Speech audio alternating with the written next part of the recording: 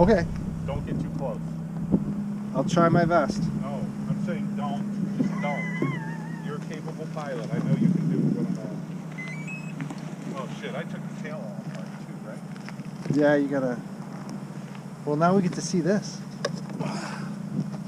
Look at John's genius. I am a genius. Need help? Let's see. I even did this way. I marked them. Oh. Rudder goes on the right. Sure it does. So I don't have to forget. Let's hope the hot glue holds. Don't want to push too hard. This one goes. And this is all because you didn't want to break the wing apart, right?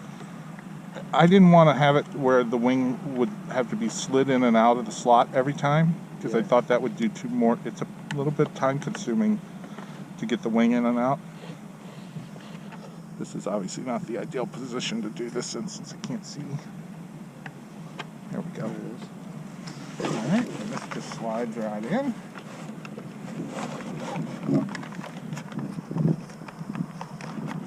Like that. There it isn't. And I'm gonna have to glue that. I'm gonna have to glue this back on. And I'm like, well, not with my. I was thinking it. Not with